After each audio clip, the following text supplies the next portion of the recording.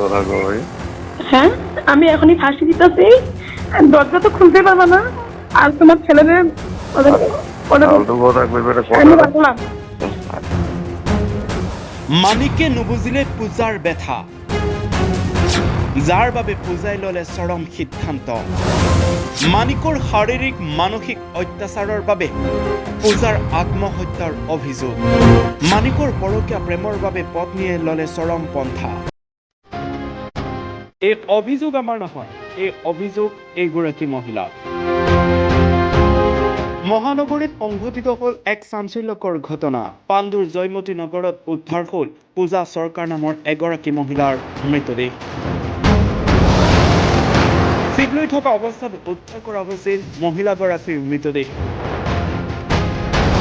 অভিযোগ অনুসৰি দীৰ্ঘদিন ধৰি পূজা নামৰ মহিলাগৰাকীক তেওঁৰ স্বামী মানিকে শাৰীৰিক আৰু মানসিক অত্যাচাৰ চলোৱাৰ গুৰুতৰ অভিযোগ উত্থাপন কৰিছে, যাৰ বাবে মহিলাগৰাকীৰ উপায়ন্তৰকৈ আত্মহত্যাৰ পথ বাছি ল'বলগীয়া হ'ল। কেৱল সিমানেই নহয়, মানিকে পৰকীয়া প্ৰেমৰ বাবে এই চৰম পন্থা বাছি লোৱা বুলি গুৰুতৰ অভিযোগ উত্থাপন কৰিছে আত্মহত্যা কৰা মহিলাগৰাকীৰ পৰিয়ালৰ লোকে।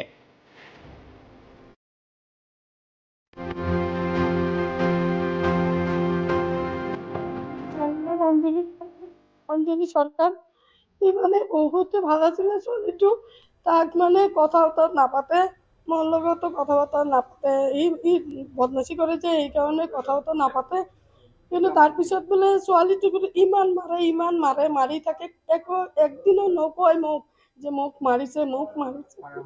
পাড়াৰ মানুহবিলাক কালি ৰাতিও গৈছে, আজি ৰাতিপুৱাও গৈছে, মোক ইমান মাৰিছে। ছোৱালীটো ইমান ভাল আছিলে, ছোৱালীটো কিন্তু এই জামাইটো জোৱাইটো বহুত মাৰিছে।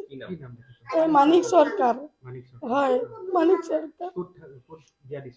আমি বকত দিছিলোঁ, হয় সিহঁতে ভাল পাই কিনে বিয়া কৰিছিলে। তাৰপিছত সি কৈ কিনে বদমাচি, ইমান বদমাছ। আগতে ধৰা পৰিছিলে কেইটা ছোৱালীৰ লগত, বোৱাৰীৰ লগত প্ৰেম কৰিছিলে। আমাৰ ছোৱালী ধৰা পৰিছে, কৈছে, তাৰপিছত তাক মাৰিলে। এতিয়া ধৰিছে মোক।